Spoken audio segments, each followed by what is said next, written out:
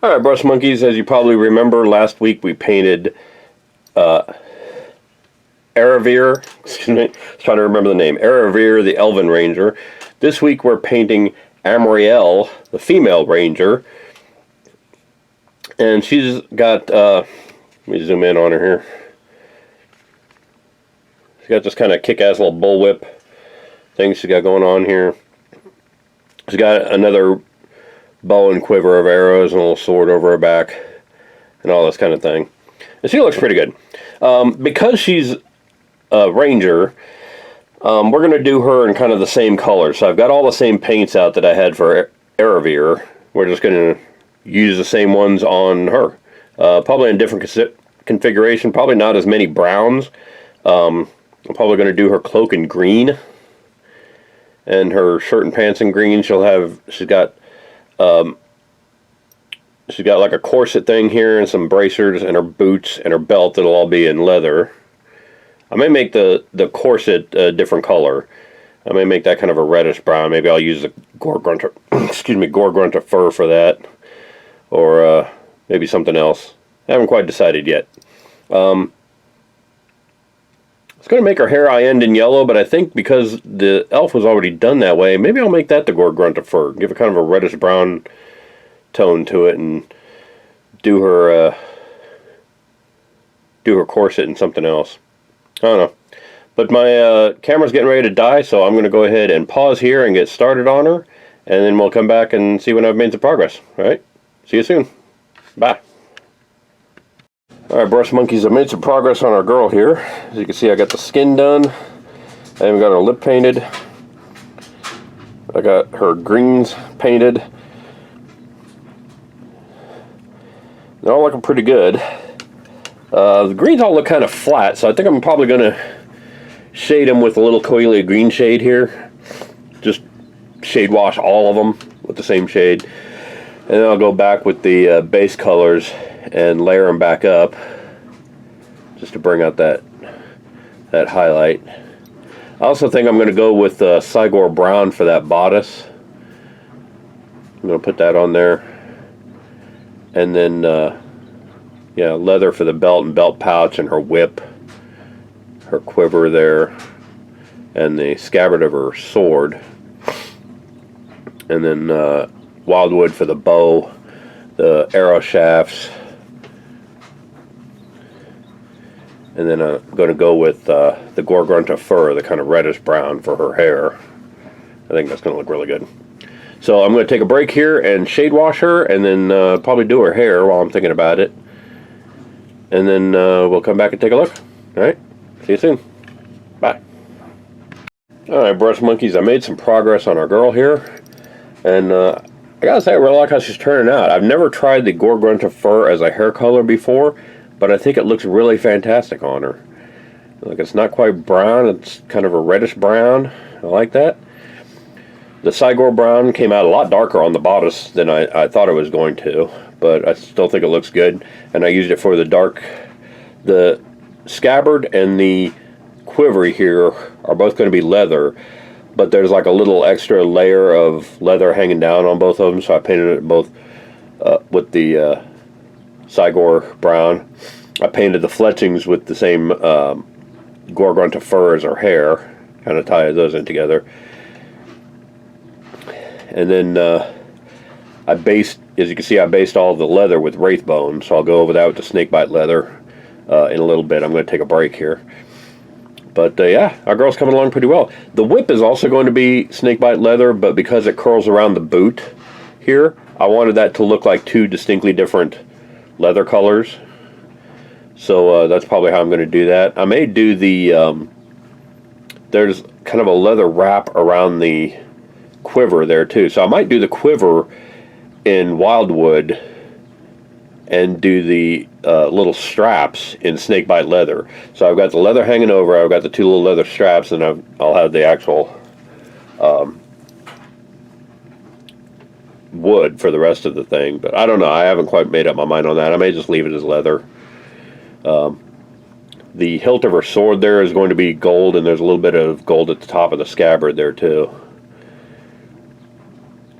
So that's going to be coming up. And other than that, she's coming along pretty well. I really like how she's turning out so far. Oh, and I've layered up all the greens. So you can see all the greens are all distinct colors again, but they're all shade washed, so they're not quite as flat as they were. So I'm liking that. So yeah, she's coming along pretty nicely. Alright, so I'm going to take a break, and when I come back I'll do the snakebite leather, and then we'll take a look at how she looks with the leathers, and then we'll go from there. See you soon. Bye. Alright, I'm back, and as you can see, I've gotten her leathers painted, her boots and her whip and her quiver and everything. I also got the bow painted, and it's kind of hard to see, but you can just barely see the shafts of the arrows above the quiver.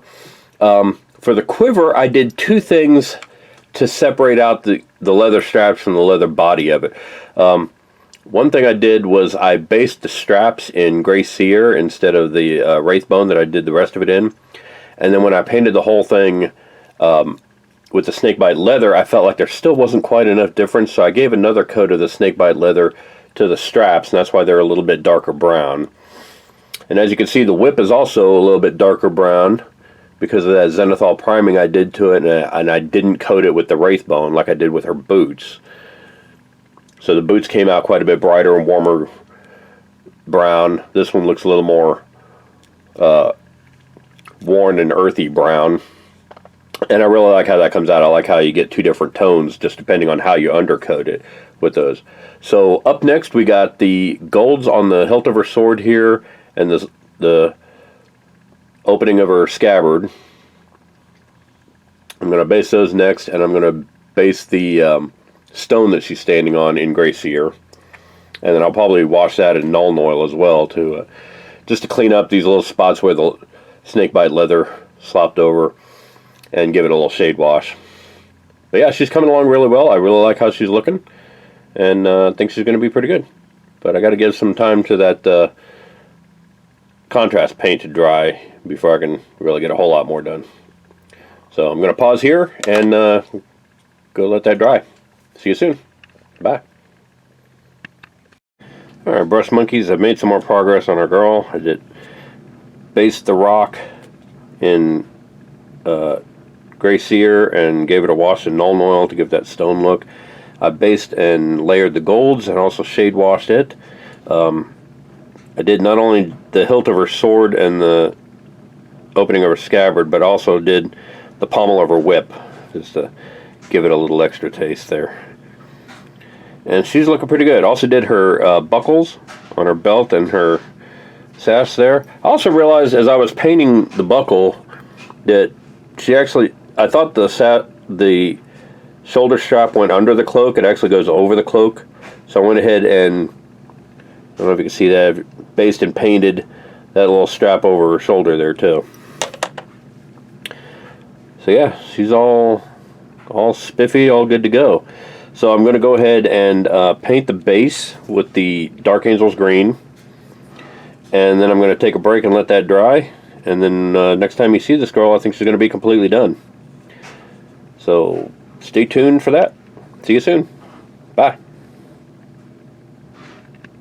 Alright, brush monkeys, there she is, our finished Amrielle female ranger.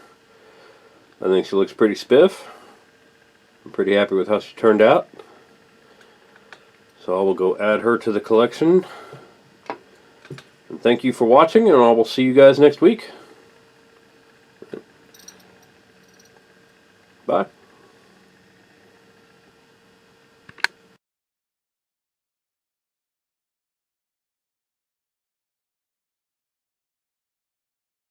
Hey Brush Monkeys, Tom from Flying Monkey Studios here. If you like what you see, click like down below. If you want to be notified when new videos come out, go ahead and click subscribe. It's like over here somewhere, right there.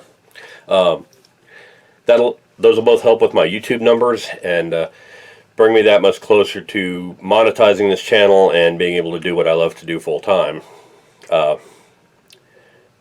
If you want to get your hands on some of the miniatures I've painted here, visit our Instagram and Tumblr pages. I post pictures of both of those on a regular basis.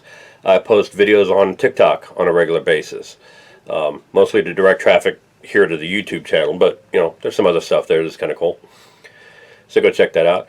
And if you want to show some love for your favorite monkey-based miniature painter, go check out our merch store at storefrontier.com/flyingmonkeystudios to get our t-shirts, sweatshirts, long sleeve t-shirts, can cozies, aprons, face masks. We've got all kinds of stuff there in a bunch of different colors, including tie-dye. We've got some tie-dye shirts on there if you want to check that out.